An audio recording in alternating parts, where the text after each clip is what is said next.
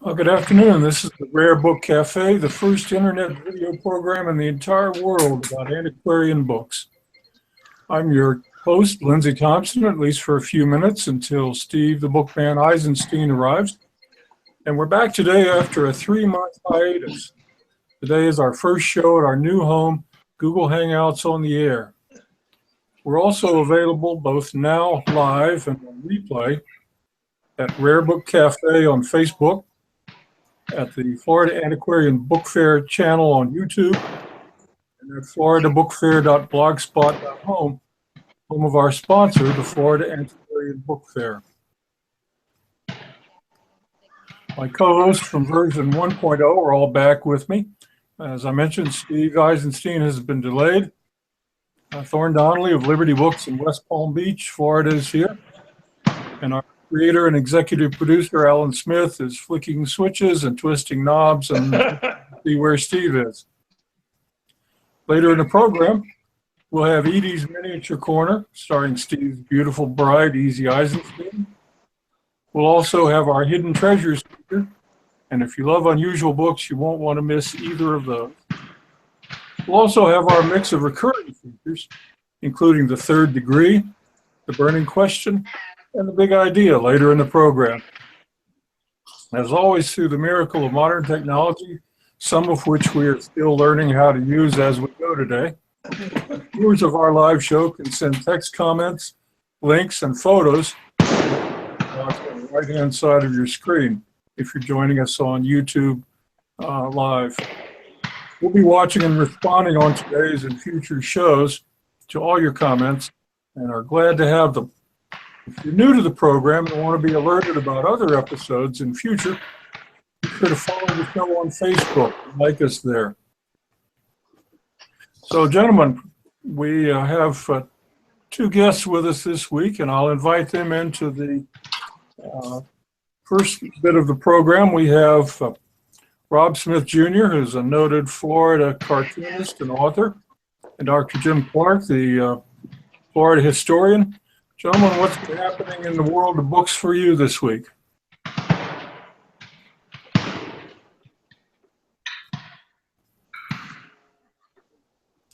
We should probably start by having Rob explain to us why he seems to be in a free fire zone. Rob, what the hell's going on? Well, I'm here in the northern part, most southern part of Marion County, on the edge of Sumter County. Just off to the east of me is the Villages. Just north of me is Ocala, and just south is Wildwood. This is the 32nd annual Battle of Ocklawaha, which took place during the Civil War, or the War Between the States, as many of us also call it. This is a reenactment where everybody has to dress in and live in period outfits and their abodes. So they are thus cooking, eating, living the time period of the Civil War. The battle's going on right now as we speak. The Union versus the Confederates, and they are dressed all in period outfits along with their muskets, if you will. And the battle wages on. So excuse any kind of explosions you hear. It happens occasionally. Anyway, that's where I am right now, here in southern Marion County. This is actually taking place at Florida Horse Park, which is just north of the, if you've never been on the Cross Florida Greenway, the only land bridge here in Florida, and one of the few in the entire Southeast. You can access it off of 484. The land bridge is wonderful. It's a short hike from the trailhead, and you can actually stand over US 75 and watch the cars go back and forth. It's also an interesting place to read. So is anybody on the, but that's where I am right now. Is anybody on the sidelines making book on who's going to win the battle? I hear it changes from year to year. Yeah. We've got there's some. My bookie's got everything covered right now, I believe. So I should be in good shape. So Thorne, what's happening in your book world this week? Well, my book world's been kind of fun, but as I was born in Florida. And as I remember, is this one of the last battles of the Civil War? And didn't we beat the damn Yankees? In this battle, I don't believe so. Okay. One of the last battles of the Civil War was about 800 Union troops versus about 400 or 500 Southern troops up in that area. and the Confederate troops actually, it was one of the last victories of the Civil War. I believe it was about Ulusty. I think that's the Battle of Ulusty, wasn't it?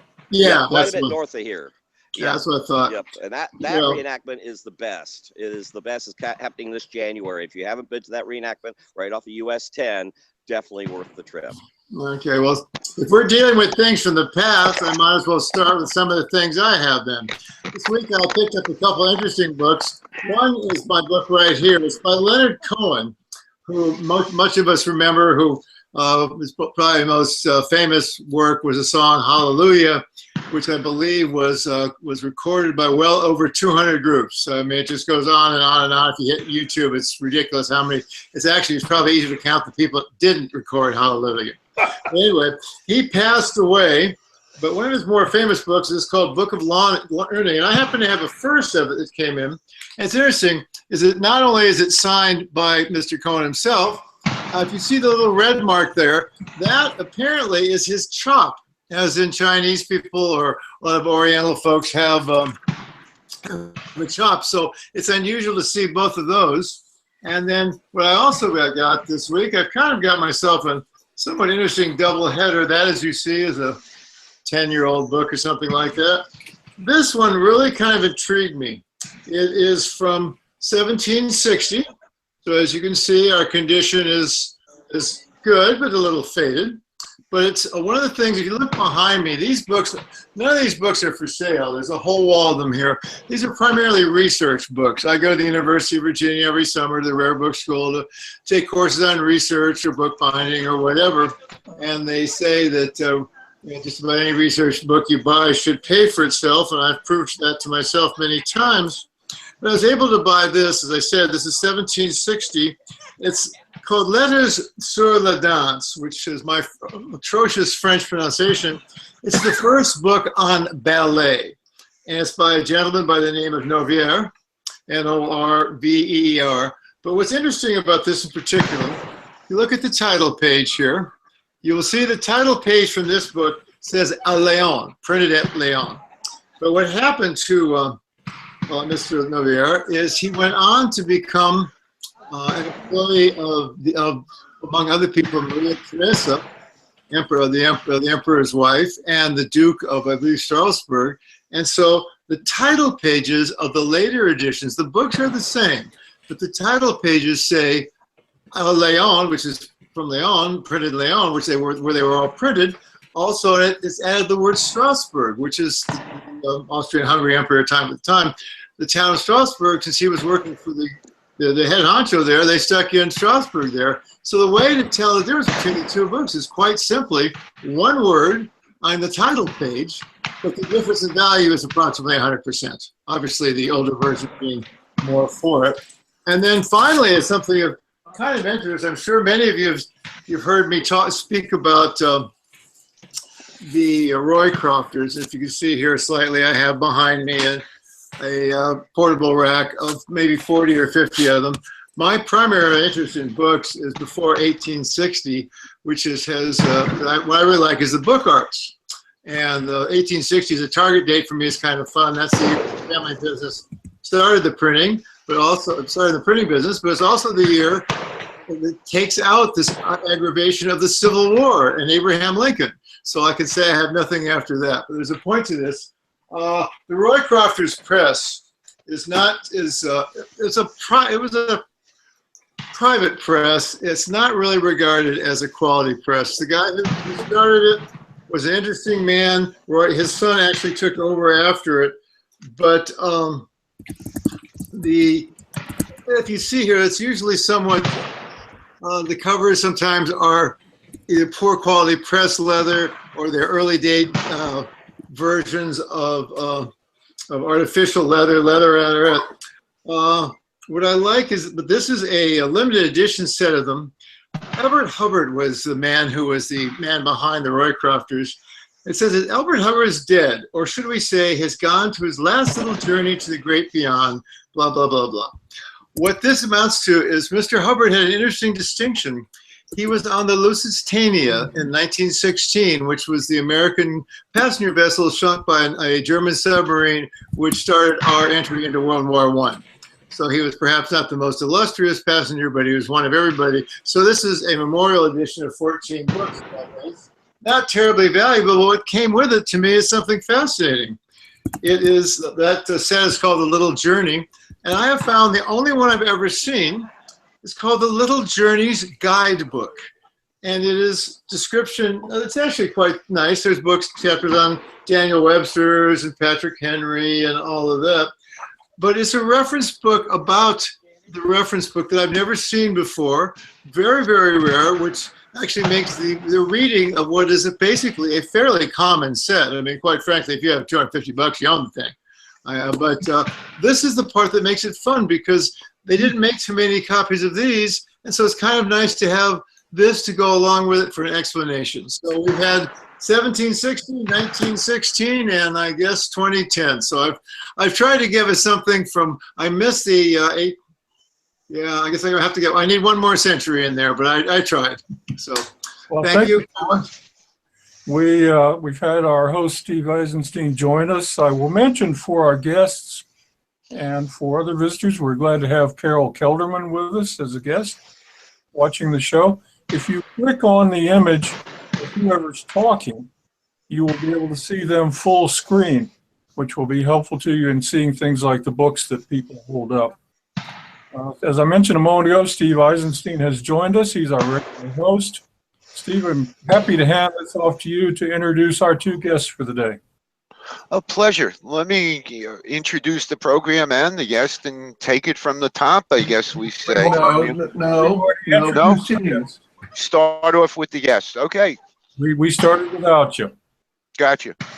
We're kicking off our new series with not one, but two guests, and both of them are Florida authors. Dr. Jim Clark has been on the faculty of the University of Central Florida for almost 30 years. Before that, he was a journalist with ABC, UPI, and a number of important southeastern newspapers, picking up a George Polk Award along the way. He's also the author of 6 books on Florida history. Rob Smith Jr. is also joining us today. He's a Florida author and artist whose memberships include the National Cartoonist Society and the American Association of Editorial Cartoonists. He also provides cartoons and caricatures for the Glenn Beck Program website. And whose firearms do we hear in the background? Which one of our guests? Here. Hi. A pleasure. A pleasure. Well, we want to welcome you and thank you very much for joining us. My pleasure. Tell us about the reenactment that is going on and fascinating us. Well, this is the 32nd annual Battle of Ocklawaha. Oddly enough, not happening at Ocklawaha. The Ocklawaha River's over that way. This is actually very close to US 75, just off of State Road 484, just in between what's known as the development Marion Oaks. And on the other side over here is the Villages. That's over there on the east here. And then north of us quite a bit is the city of Ocala. And just down a little south and over is the city of Wildwood. This is happening at Florida Horse Park, which actually connects to the Cross Florida Greenway, which goes from ocean to lake. And the Cross Florida Greenway, of course, has the wonderful overpass on US 75 where you can stand and watch the cars go by. Here at Florida Horse Park, this battle's going on. Everybody's dressed in period outfits, as it is. You can't see from here. I'm trying to be as far away, but not too far away, so through the battle, so the explosions don't bother everybody. And then here's one of the encampments. This is actually the Union encampment. The Confederate encampment is right over there. And so it's happening today and tomorrow. Oddly enough, there's another reenactment happening at Fort King, which is our most important military outpost in our state's history. They're also having a reenactment today. All the reenactments tend to happen starting around now through January, involving our various wars. Are you writing anything currently about any of these reenactments or the original battles thereof? Well, yeah, I did one of my Swampy's Florida books, and here's Swampy. One of my is about the history of the Civil War. But I'm not a war guy. I don't. I have friends here who could tell you about every little armament. I'm more 20th century history than 1800s war history. So yes, I've written a lot about Florida history all across the board, from when the French and the Spanish conquistadors got here up to present. But when it gets to war stuff, I admit I'm a little squeaky there. But I do. My big thing is getting people to visit and know our incredible state of Florida, our incredible history, heritage, and culture. It's amazing. People need to go and stop going to the kiddie amusement parks and the beaches. There's so much else to see, and helping our local economy all at the same time. How did you what the create? drive is to my books. How did you create Swampy? I was part of a group that would go down to a friend of mine's, Clyde Butcher. He's a photographer. Clyde's got this place down in the Big Cypress Swamp down off Tamiami Trail. He's got a gallery down there. Please visit. It's right just a wee bit east of Everglades City. And we used to guide swamp walks through the swamps of the Big Cypress. And I was so fortunate to be able to be part of those guiding people from out of desert, taking them through the swamp. They're all skittish. I better not get in to be. I love getting them in there. People say, how do we get back in right now? I love that. It was so wonderful to realize the majesty, the wonder, the spiritual connection that can be made inside a swamp. It's something that is hard to imagine until you're there in those crystal clear waters, where you look up amongst the cypress and it seems to go on forever. But then when you look down, you look into that water, and it's like looking into another world, because it's clear, and it's just an amazing experience. So anyway, while I was out there, I one of the drives, I was trying to figure out how can I connect to people about Florida history, Florida travel, and I thought about the swamp ape, the history of the skunker swamp ape, the 7-foot-tall critter that would wander around and give tourists all kinds of interesting trouble. Well, I thought, well, why don't I use him as a character? So actually, I initially started with a fellow named Chris Brown, who does a comic strip called Hager the Horrible, and we worked together to develop a comic strip for that. But then some friends who were also syndicated tapped me on the shoulder and said, hey, if you do that, the syndicates will never let you do your Florida history. So I bailed out of the syndicate, even though a certain syndicate was very interested in it, and pursued doing the series of books, which is what I've been doing ever since. Wow. And what caliber rifle are you shooting right now? I am unarmed. Oh, I thought I saw something slung over your shoulder. It might be something. I've just got my but my words can be deadly weapons. Yeah, no, I've just got my Swampy bag that carries Swampy and other needed items to be able to do things like this. Rob, how can people reach you? And are you going to be at the Florida Book Fair this year? I'm there every year. I'm a huge supporter, huge proponent. I'm always telling folks about it. It is also an amazing event. First of all, to be amongst others who love books as much as I do. And it's weird. I know Alan finds it probably weird. I don't have any books with me. I usually always have books. I have some in the car, but I don't have any with me right now. I've actually attained some pretty neat books here in the past week, and I'm sorry I don't have them with me. But swampysflorida.com, or even better, Swampy's Florida on Facebook. Just come in and have fun. I celebrate every day with whatever the celebration is for the day, and come on over. And I love talking books, so I'm sorry, that's one thing I'm not doing right now. I have a huge Florida library that covers all 67 counties. History, I admit I have a really, really few thousand books of Florida history, and also a few thousand I start collecting and reading about nonfiction too. I mean, fiction along with the nonfiction. Jim, Rob, we look forward to seeing you at the book fair. You got a very nice compliment today when Alan was on the radio show, and the fact that you talk to somebody and then draw them afterwards. I want to talk to you for a while at the book fair, and I want a caricature. And may I intersect? Yeah, I don't do the Sure, I don't really do the. I don't. Did I misunderstand it? Uh-oh. You breaking up? Who, me? Am I breaking up? I didn't hear you. I'm sorry. I don't really do caricatures. More something that's it's something much more involved. I talk to the person, I find out who they are, what they're about, where they're going. It's, but I went, my college work was either art school or otherwise I went to Rollins, which is my real love, philosophy, political science, love politics. My family's, I'm also a native, and my family, I was born and raised in Orlando. My family's from Dade County, and we've been involved in politics in our state for over 100 years, and I just love it, and I love philosophy and sociology. I tell you, when I draw people, I really want to know who they are, what they're about, and I put that in the drawing. I don't really care about the face. It's really about who you are, what you do, where you are, and I hope to pull that out of you, and that tends to happen. So it's not your kiddie amusement park chunk. Oh, No, nothing good to say about the kiddie amusement parks. One of the worst things about the kiddie amusement parks, they have no books. True. Some of them have alligators. Let me shift the subject for 1 second. Jim, well, welcome to the Rare Book Cafe also. Thank Jim you. is an author of many books on Florida history. What got you started writing books on Florida history? I think it's the fact that nobody knows Florida history, that even people who grew up in Florida, the standard textbooks talk about British history. They talk about the Pilgrims and the Jamestown settlers. And I can remember beginning in elementary school having to read about the poor Jamestown settlers and that horrible first winter and how sad it was.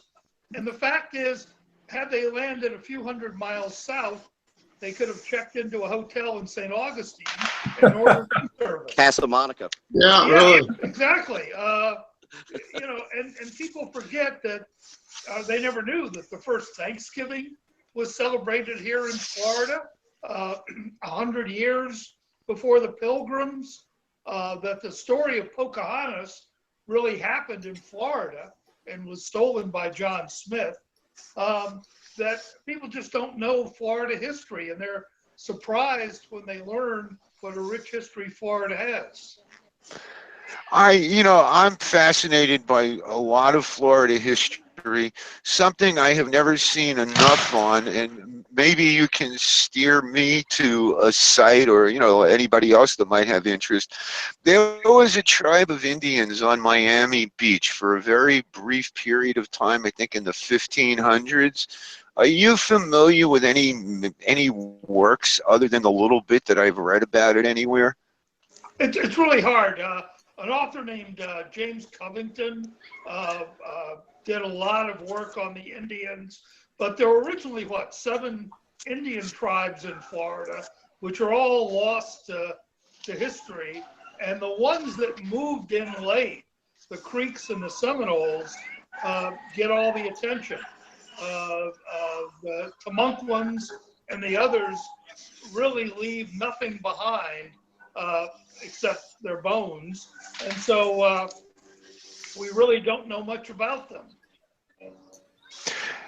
Have you got anything new in the works? Something coming out shortly, or possibly? I've finished a 3-volume anthology of Florida literature for Pineapple Press. That's the what I've been working on for about 3 or 4 years now. The folks at Pineapple, it includes about 70 authors who are either from Florida or who wrote about Florida. So an amazing kind of thing. That's the other thing about Florida history. People have been writing about Florida now for about 500 years. People you wouldn't even think of. For example, the great poem Xanadu takes place in Florida. People don't know this. And so I wanted to bring a bunch of these authors together, and Pineapple Press was good enough to print 3 volumes of Florida writers. Thorne, it looked like you had a question before. I wasn't ignoring you, but... Well, my question was for both of the Florida authors. As I mentioned, I have a lot of research volumes, and one of the ones that I've just acquired is a set of 4 volumes by James Service, the bibliography of Florida, and I would imagine both of you are fairly familiar with the set. But the point that I wanted to bring out is volume 1 starts in 1507 and goes to 1845, and that's just the first volume of the bibliography of Florida. There's 3 more after it. So we actually have literature academically going back to 1507. Right. Yes, and people don't realize that. I mean, when you think about it, that's before the Pilgrims and Jamestown. We already had people writing. Oh, yeah. In Florida. Yep. Well, would you say we should do the 3rd degree with somebody that has never done it before, if I explain it? Alan, am I in sequence? Yes. I think, okay. Jim is prepared to deal with the 3rd degree. Okay, So, and should I explain it, or it's been explained? No, you should definitely. Okay, I didn't know what I missed. I apologize being late for the show, but I think I came in on the wrong frequency. And I love those gunshots. I really want to go shooting. Well, it makes me want to go out and go shooting. Take your time. Take your time explaining how it works. You have 12 minutes left on this segment. Okay. It's time. Well, we can backtrack then too. It's now time for the 3rd degree. As every reader of old times detective novels knows, that's what police used to give criminals who weren't talking. Our version is less violent, although with the gunshots in the background, I'm not sure, but it will be just as painful.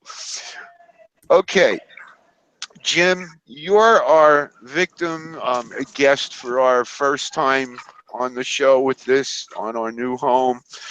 So are you ready for us to give you the 3rd degree? I am indeed. Okay.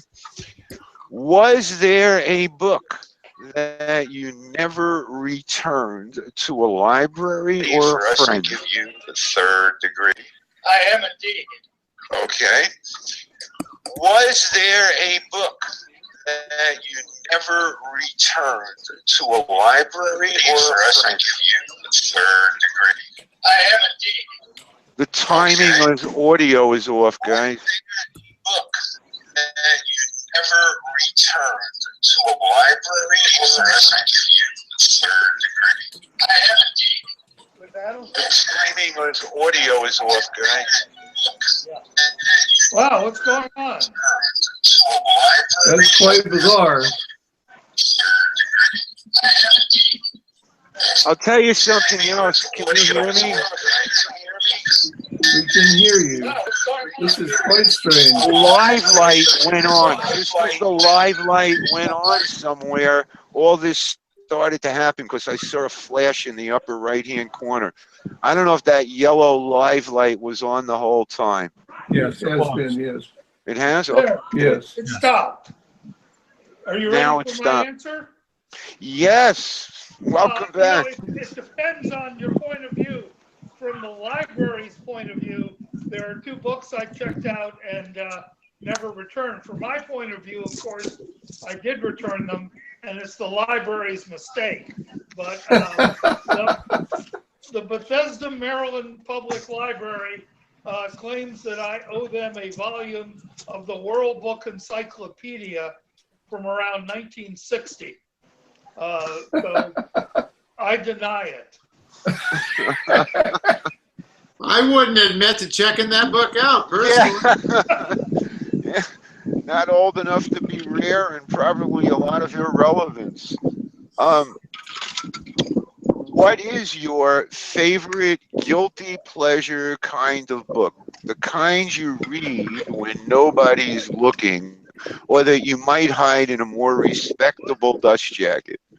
You know, I've always liked books by authors that are based on true events and to see how they handle them. The best example I can think of is Theodore Dreiser.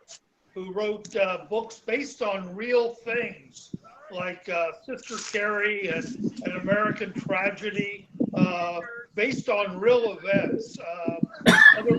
Again, another book I liked was Studs Lonigan.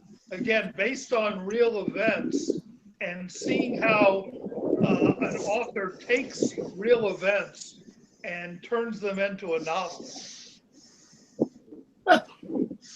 What is the most what is the most expensive book you've ever touched or seen? I think I saw. I don't think. I don't think I touched it. In fact, I'm sure I didn't touch it. But I saw a Gutenberg Bible in London one time, and it was in, of course, a glass case at the British Library. But that's probably the rarest book. A couple of my books are extremely rare because there weren't many copies, and they seem to have vanished. I'm not sure why, but one of my sons keeps eyeing the few copies I have of one book because it goes for about $100 a copy now.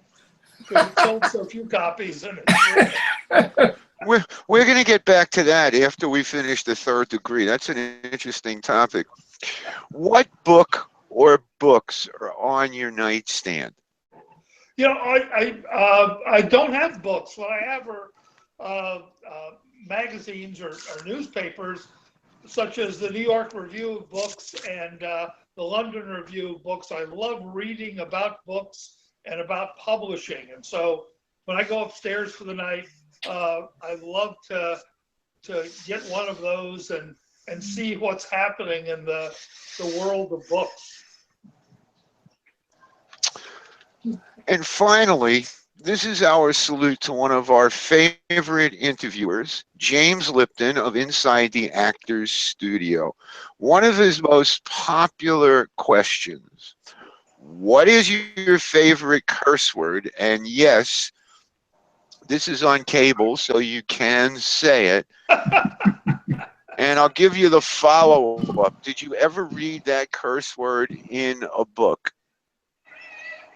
You know, actually, my favorite is a fairly mild one, which is damn, because I love it because it shows up in so many genres. It shows up in Civil War nonfiction. It shows up in Shakespeare. You know, it's one of those words that crosses all lines. So, you know, no matter what I'm reading, there's a good chance the word damn will appear. Is that all? Okay. I'm going to ask you an ad-lib question 6. Did you ever damage anything valuable by accident? Yes. many things. Do you care to confess? Well, except, again, I was always found out. The glass would be lying on the floor, and there was no doubt who had done the deed. So I've already been convicted and punished. Let's go back to talking about, and I say this to both of you. How do you feel, you mentioned, how do you feel as in what they're seeing a book that you wrote being sold for a figure like $100, and obviously it'll go up?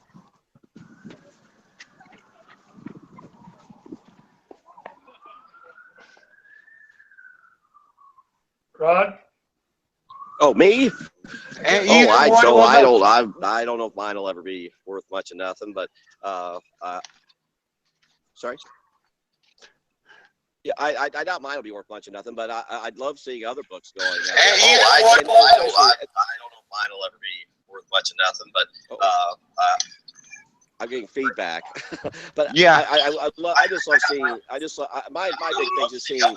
You know what shows up is seeing young people picking up books and reading them and learning how important it is to carry that, not a tablet. And so when I see someone handling a book, that's value of books in general going up, and we need that out there today. Picking up books and reading them and learning how important it is to carry that tablet. And actually someone handling that's value in general going up. Are we all clear on the noise now? Yeah, I think it's somebody signing on. I think that was Sarah. I think she has the program on somewhere else, and that's why we're getting the repeat. But she's the one to find when you come to the book fair. She's one who, between she and Allan and Mike, all the wonderful work they do. What a great event it is. Golly. Well, it's just like real radio, where we have to say, "Turn off your radio, caller." It's always fun. The problem with the books going up in price is that some of my early books, I can no longer afford them. I had a couple grandchildren who said, hey, they wanted copies of a book, and they're like $100 each. So it's kind of a, one book, I only have one copy of it. I may hold a fundraiser to buy my own book. If I ever find one, I would give it to you. I've given a lot of authors copies of their books that they didn't have. I've actually forgotten. Yeah, they're books that I've illustrated beyond Swampy, Florida, that are impossible to find now. They're just gone. And what I do is I travel the state. I'm always looking for old books, hard to find books. So, Jim, if you're looking for a book, I'll keep my eyes open for yours. I may have a couple copies, extra copies of yours, actually, I'll give you. But I'm always, and I do that for author friends. Well, my ex-wife is the one she's got 35 books. Sandra, friend, what an amazing writer she is. Sandra has 35 books out. Almost all of them are impossible to find now. But every so often I'll come across an old copy, I'll nab it. and I'm always trying to fill some of our historic libraries, our museum libraries all over the state. I'm actually with a couple of museums here in our state, Orange County Regional History Museum and the Marion County Museum of History and Archaeology. So I'm always trying to fill our bookshelves with old books. One of the things I always wish an author, and I wish it to both of you guys, is that all your books go into 21st printings and that they become rare, and they become rare in your lifetime, which it obviously is starting to happen. Thorne, did you have something else that you wanted to talk about? Yes, I did actually. We had a gentleman that sent some pictures and responded and asked some questions about some books that he sent to us to kind of identify.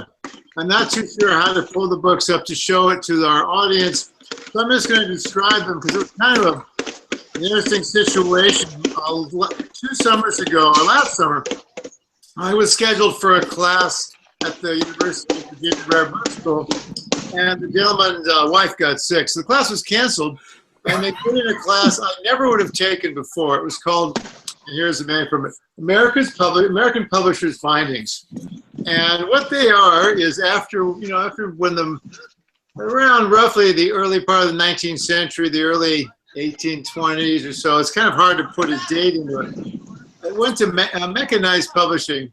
We call it cases where the actual binding is no longer put together by a handman sewing it. It's already prefabricated. You're putting the text block inside there. And this gentleman sent 3 pictures of that, asking me to kind of identify them. What's interesting, in the course I took, they have various pieces of cloth binding. Going from leather to cloth was a cost-cutting move for the publishers. They were able to do a couple of things with it. They could sometimes make as many as 6, but they were able to imprint onto this cloth binding gilt. They could do the pictures. The ones that he sent, unfortunately, they were reproductions. I believe one was Dante with Dante's Inferno and some others. So a lot of them aren't all that valuable, but there are people that collect them. The New York Public Library has a fantastic collection. Some of the books do run into the hundreds, if not thousands of dollars. They were designed by quite interesting designers. There's a transition period before dust jackets, after the leather books and the standard that had been there. So publishers, and when the mechanization of printing started occurring in the early part of the 19th century, publishers went they just experimented, and some of them, they spent a fortune on them, and some of them are quite honestly very shabby workmanship.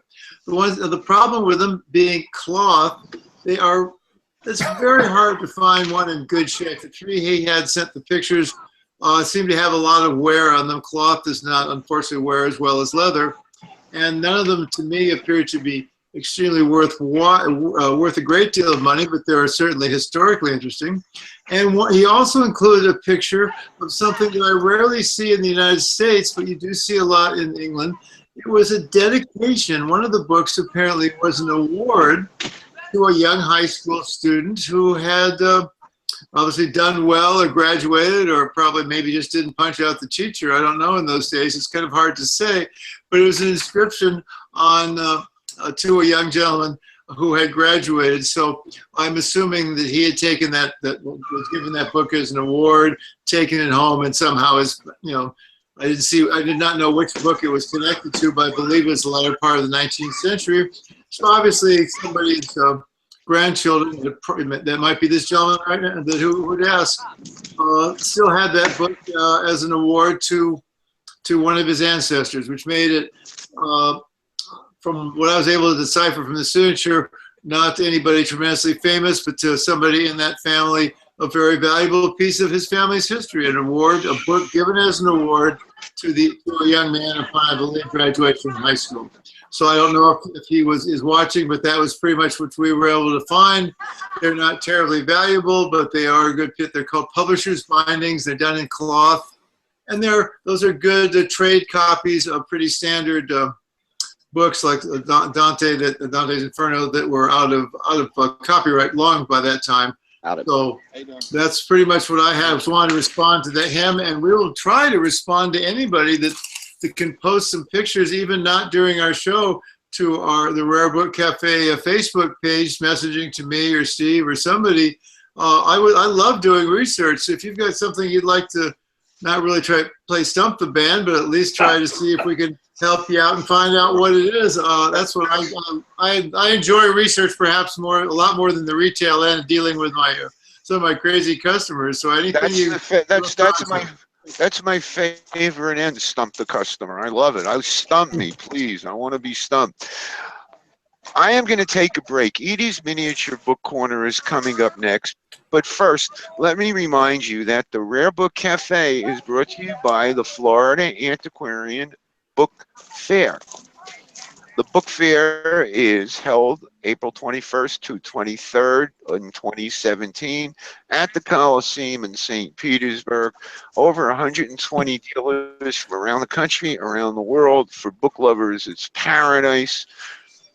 I am now going to introduce my wife, Edie, and she is going to tell you about miniature books. Good, sit down. I'll give you the headset.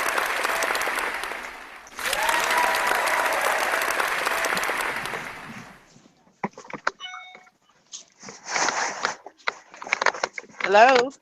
Hello, Edie. Hey, how are you? Wonderful. It's good to see you. It's good to be seen. Since this is the first show of the new show, I'm going to take this opportunity to introduce myself and tell you a little bit about myself. I'm a retired high school teacher. 27 years ago, I met Stephen at an estate sale literally across the street.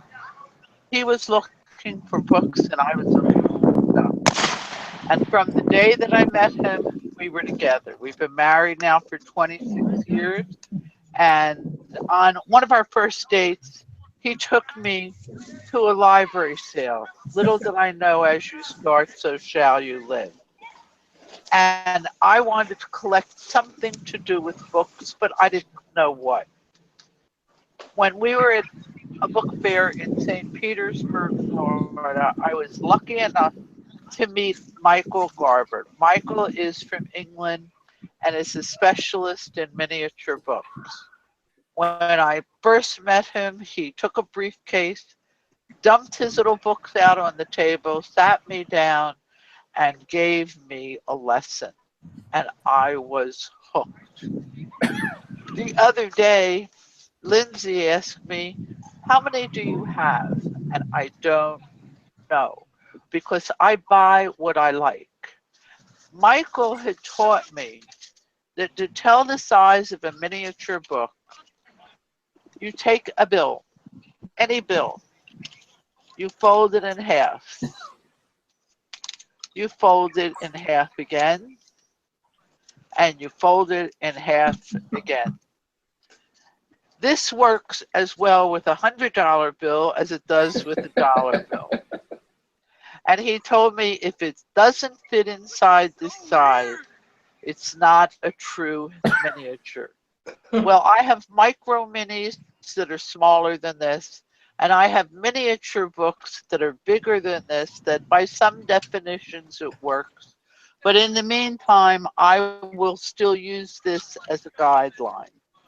And what I intend to do is I am going to make an inventory of my library.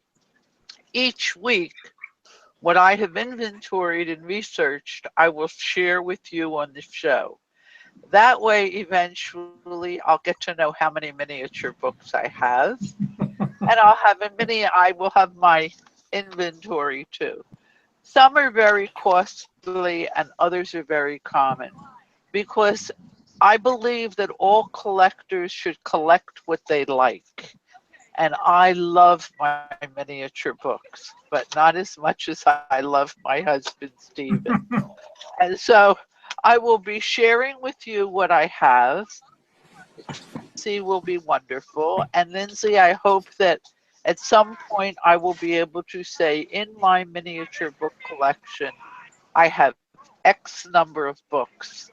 I'm also going to talk to you about organizations that I feel that you should belong to if you want to collect miniature books, or at least go online and see what they have to say. And so here I am, Steve's lovely wife, miniature book collector, lover of books, and I love you guys. Thank you so much, Edie. And I am now going to give you back to Steve.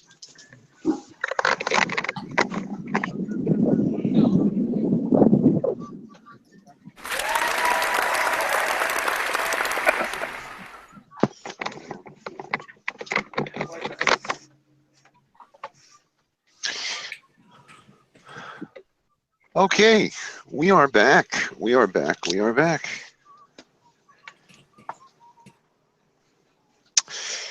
It is now time for something that we call, I got to put the pen down, for something we call the burning question.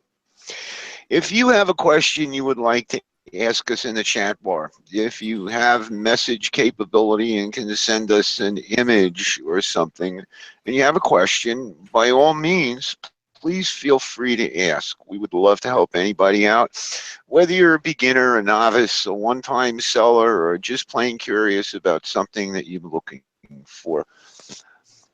Sarah, hello. I didn't realize you were on until just now.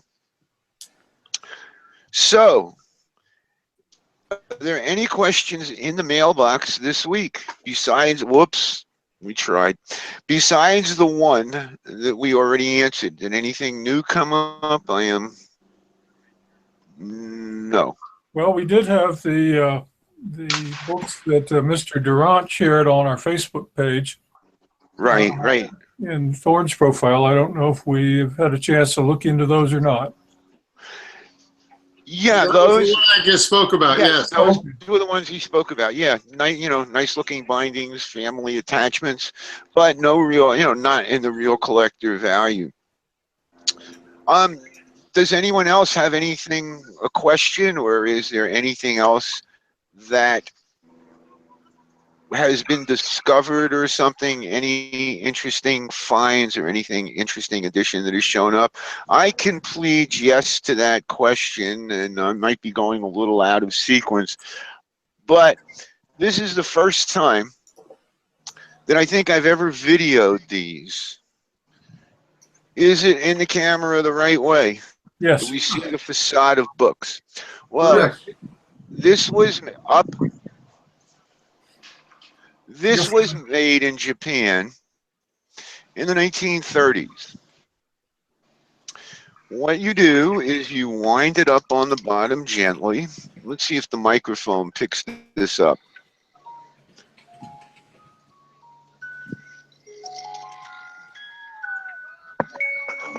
That's so sweet, Steve. Wait. It's not over yet. The dog pops up, I want it for Christmas. and dependent on what you put in the front, it shoots out. One of the funniest things is we were collecting what are blukes. This would obviously be a bluke. Yep. We also found the jewelry box that goes with it. There's a music box in the jewelry box, but it doesn't do anything mechanical. And what I love about it is it's the thrill of the hunt. And there's a few people that know me that say I'm one of the luckiest people that they know. I find things, I win things. I can't hold up the 4 of them, but this is one pair of them. Somehow, over a course of a couple of years, we accumulated 2 of each. So it was interesting. And what really was interesting was during the Growler Club in Thorne, I thank you for sending me the catalog for that exhibition, was when Mindel Dubansky did her collection of blukes at the Growler Club. It was just, kind of re-encouraged me. I still want to dispose of much of my collection, but I brought these home from the warehouse, not just for the show, but I think they'll sit on the desk for a while. But if you really want one, we'll work it out. I have a technical question for what is the background noise, and can we do anything to eliminate it? Sounds like wind in someone's microphone. Ah, it is. Okay. Can you cover your microphone with a tissue? Make a windscreen? Well, while we're working on that, I wanted to give our audience something to think about. We get a lot of information in the book business, and I'm not much of a mystery person, although I do have some signed Rex Stout and Stanley Gardner stuff in my store right now. Agatha Christie, who I actually took a summer school course in when I was in like the 9th grade. It was a makeup course at a boarding school. Apparently today, this Agatha Christie disappeared. Kind of an interesting thing, but she was found several days later. I've not been able to track down the story. Maybe somebody knows this. In a hotel room, staying under the name of her husband's mistress. Now that has to be one of the more. Now we have 2 authors on the show right here, and I don't know if you would do something like that. I'm not accusing you of doing something like that, but I wondered if any of the authors or any of the book people, Steve or Allan or Lindsay, have ever heard this story about why Miss Agatha Christie disappeared and ended up hiding out either with or faking her husband's mistress. And does anybody have a clue about that? I heard that story today, and I have no answer. This is not a. Yeah, Never heard that. he apparently had a bad patch. Yes, it's And no one knows precisely what happened because it was in all the papers at the time that she was missing. It became a huge national event, and she clammed up about it as soon as they found her. But the best theories that I've seen are that she had a sort of psychic break just from stress and wasn't really completely herself for that period of time. I know there's been at least one movie made about that period in her life. Oh my God, okay. And of course, later on, she married an archaeologist named Max Mallowan, with whom she was very happily married for most of the rest of her life, and used to attend all his digs with him in what they used to call Mesopotamia back in the day of the Raj.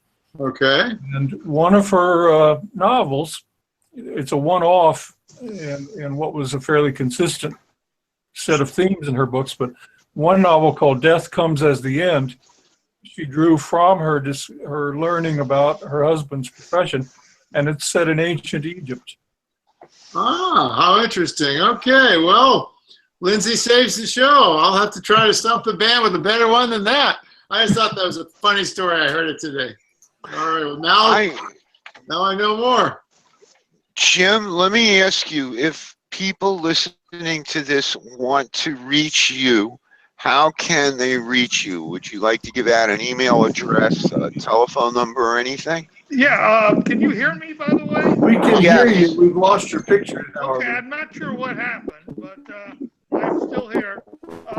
Yeah, it's james.clark@ucf.edu, University of Central Florida. James.clark, C-L-A-R-K, @ucf.edu. Thank you. And I ask you the same question, Rob. How can people reach you? Can you hear me okay? Yes. Oh yeah, I've had it cutting in and out here with me. Well, the best ways reaching me, you can always call me. I don't mind. 407-880-1128. Or find me on Facebook. I'm pretty active on there as Rob Smith Jr. and then also Swampy's Florida. And those are the best ways to reach me more than anything else. I love anything. Yeah, but everyone needs to be getting to the Florida Book Fair, the Antiquarian Book Fair. It's you'll see me there too. Rob, give your telephone number again, please. 407, area code 407-880-1128. If you're looking for books, or Jim, I'll be looking out for your books, extra copies for you. And if you're ever looking for something, let me know. I love to look for books because it's the only way I relax. And as people say, I need to relax. So that's one way of doing it. Jim, do you know how many copies of your book were published? Well, it depends on the book. Yeah. But a collection of my own newspaper columns, published in 2000, I think, has sold almost 10,000 copies, and it's now in the 4th or 5th printing. A book that I did for Pineapple that came out, for History Press, that came out just last year, has already sold over 3,000 copies, and it's in a 3rd or 4th printing. Meanwhile, on the other extreme, a book I did on the assassination of James A. Garfield, it sold less than 1,000 copies. And meanwhile, the worst part of it was that a wonderful author came along, 2 years ago, and did a wonderful book on the same topic called Destiny of the Republic, which became a New York Times bestseller. So maybe it's better there aren't many copies of my book out there. It's fair. Well, Jim, Rob, I want to thank you both very much for being on the show. Keep us posted if you ever hear anything newsy, book-worthy wise, or you just want to drop in and join us, tell the world about us, and thank you for being on the show. Thank you for having me. Thank you. Thank you for letting me trespass. Absolute pleasure. I am so jealous that you are shooting guns today. As much as I hate black powder, it's been a long time since I've shot, and I miss it. Oh, do I miss it. You know what? Mansions they built in the fields. Go ahead. I'm sorry. Rod, I was going to mention that during the Civil War, Florida became the largest home for deserters, both north and south. And maybe we ought to have a reenactment of all the deserters. Wait a second. Some of them are still here. Yeah, I don't know about that, but we used to go shooting on roads in Dade County that, it wasn't, the road was paved with brass, there was so much shooting going on there. Yeah. And it was a half hour from Miami. Now they're McMansions, Yeah. Well, now they just shoot in Miami. So. Yeah, well, no, that's right. Yeah, wait, I think I have this at close range here. This is, by all means, this is Tacticus, the book. And if you'll notice, somewhere in here is some kind of 30 caliber. It looks like a rifle bullet. It's too big for a handgun slug. So, yeah, Miami book. Again, guys, thank you. And that's all the time we have for today. Join us again on Saturday at 2:30 for the next episode of the Rare Book Cafe here on Google Hangouts. During the week, join us for Rare Book Cafe's Facebook page, where we invite you to post, comment. I'm going to be louder than that person. Post, comment, question, and share us with your friends and relations. You can also email us questions and Mr. comments Paul, and send take it us away. photos of your book treasures at rarebookcafe@gmail.com. And don't forget to join me next Saturday for Books on the Bookshelf on WDBFradio.com. That's noon to 2, 12 to 1400 GMT for our worldwide friends. The Rare Book Cafe is brought to you by the Florida Antiquarian Book Fair, celebrating 36 years in April 2017. Come out there, join us at the book fair. We'd love to see you. Got a question about a book, we'd love to answer it on the show at the book fair. And again, thank you for joining us this week. We hope to see you all next week. Thank you. Bye. Thank you. Bye. And as we would say, happy book sales and buys to you till we meet again. Christmas gift.